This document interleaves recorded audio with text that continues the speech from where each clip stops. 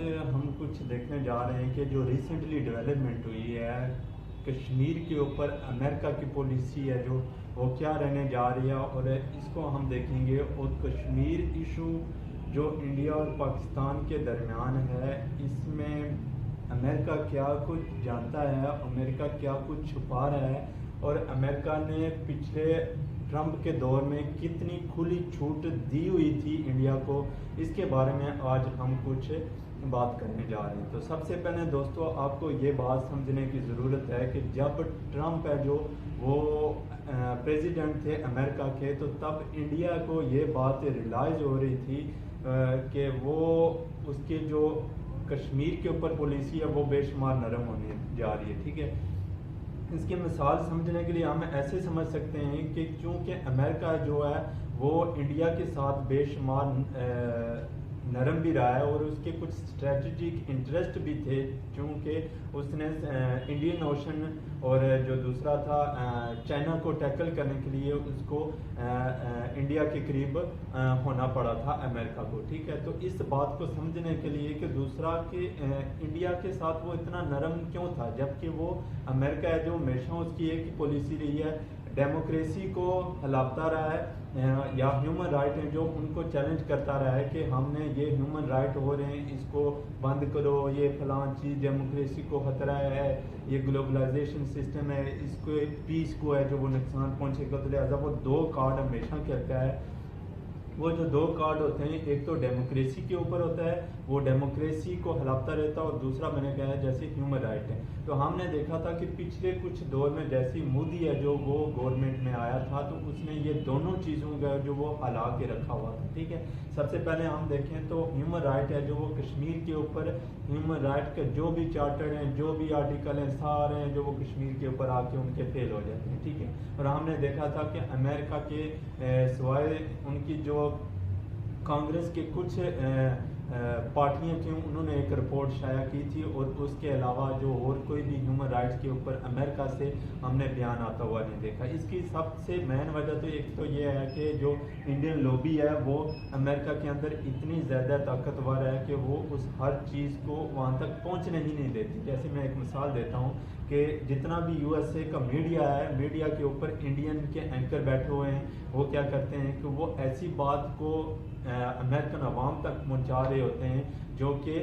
Totally کیا ہو امریکہ کے مفاد میں ہو، اور انڈیا کو اس طرح ریپرزینٹ ہی نہیں کر رہے ہوتے جیسے وہ پاکستان کو ریپرزینٹ کر رہے ہوتے ہیں، چائنا میں ہیومن رائٹس کو ریپرزینٹ کر رہے ہوتے ہیں، بنگلہ دیش میں یا ڈفرینٹ اور کنٹری میں، جیسے ابھی میانمار میں جو کو ہو رہا ہے اس میں ڈیموکریسی کے حساب سے وہ کیا کر رہے ہیں، ریپرزینٹ کر رہے ہوتے ہیں، ٹھیک ہے۔ اس میں سب سے طاقتور ہے جو جیسے ایک مثال کے طور پہ میں سمجھا رہا ہوں، فرید زکری ہے جو وہ انڈین بیک گراؤنڈ کا ہے، اور وہ ایسی چیز کوئی بات نہیں کرتا ہے جو کہ انڈین کے حق میں نہ ہو، ٹھیک ہے۔ دوسری بات اس کو سمجھنے کے لیے کہ امریکہ ہے جو وہ اسرائیل کے اوپر ہے، جو اس کی پالیسی ہے جو وہ بے شمار نرم رہی ہے، اور ہم نے دیکھا تھا کہ ٹرمپ ہے جو وہ اسرائیل کے ساتھ کیسے تعلقات بڑھا رہا تھا، کیسے اس کو کھلا ہاتھ دیا ہوا تھا، اور سن ان لا تھا جو ٹرمپ کا، وہ کیسے پالیسیاں بنا رہا تھا، اس میں امریکن کی جو آرم ایکسپورٹ تھی اس کو بڑھانے کے لیے وہ باتیں کر رہا تھا۔ تو اس میں بھی ہم نے دیکھا تھا کہ انڈیا ہے جو وہ یہ چیزیں سیکھ رہا تھا کہ بھائی جیسے اسرائیل کو کھلا ہاتھ ملا ہوا ہے، ہمارے ساتھ بھی جو امریکہ کے اسٹریٹجک انٹرسٹ ہیں، تو وہ ہمیں بھی اس بات میں کوئی پکڑ دکڑ نہیں کرے گا، ٹھیک ہے۔ ہم نے دیکھا باقاعدہ کہ ٹرمپ کی ایڈمنسٹریشن نے جو بھی تھی انہوں نے اس طرح کا کچھ بیان نہیں دیا تھا، لیکن جو ہی جیسے ہی الیکشن آنا شروع ہوئے تھے تو ہم نے سب سے پہلے دیکھا تھا کہ جو انڈیا میں آوازیں آنا شروع ہو گئی تھی، جو ٹرمپ ہیں وہ جو بائیڈن ہیں وہ کیا ہوں گے، پاکستان کے ساتھ بہت زیادہ نرم ہوں گے، اور جو انڈیا کے ساتھ ہیں بہت سخت پالیسی ہوگی، اس کی وہ مثالیں دیتے تھے۔ جیسے کملا ہیرس نے کشمیر کے اوپر ہے جو ہیومن رائٹ کو ہائی لائٹ کیا تھا، اس نے انڈیا کو کہا تھا کہ یہ چیزیں آپ بند کریں، وہاں پہ بھی انسان رہتے ہیں، ان کو بھی ان کے بیسک رائٹ دیے جائیں۔ تو انڈین میڈیا جو اس چیز کو بڑا ہائی لائٹ کرتا ہے، اور ہم نے پچھلے جیسے ہی بائیڈن ایڈمنسٹریشن آئی ہے تو ہم نے دیکھا تھا بائیڈن ایڈمنسٹریشن ہے جو ان کی جو ٹوٹل ایڈمنسٹریشن ہے وہ بہت اچھی اور پڑھی لکھی اور سلجھی ہوئی ایڈمنسٹریشن ہے، جو کہ ہر چیز کو اچھے طریقے سے ریویو کرنے والی ہے۔ اس میں سب سے پہلے جو وہ ریویو کرنے والی جو بات آتی تھی، کیونکہ ان کو اپنے انٹرنل یو ایس اے کی ڈیموکریسی تھی، اس کو خطرات تھے، تو ان کو انہوں نے مینٹین کرنے کی سب سے پہلے وہ پالیسی بنائی ہے۔ اس کے بعد ہم نے دیکھا تھا کہ ہیومن رائٹس کے اوپر جیسے ہی جو بائیڈن آتے ہیں تو سیکرٹری بلنکن کے ساتھ انڈین کے جو کاؤنٹر پارٹ ہیں جے شنکر، ان کی بات ہوتی ہے، تو سیکرٹری بلنکن ہے جو وہ ان کو ایک ہی بات ہے جو وہ فون کے تحت کہتے ہیں کہ بھائی آپ کشمیر کے اوپر ہے جو وہ ہیومن رائٹ کے ابیوز کر رہے ہیں، آپ ان میں جو لاک ڈاؤن کیا ہو اس میں ریلیکسیشن کریں۔ اور ہم نے دیکھا تھا کہ جیسے ہی ان کی وہ بات ہوتی ہے کال کے تقریباً ایک ویک کے اندر اندر ہے جو وہ انڈیا کیا کرتا ہے، وہاں سے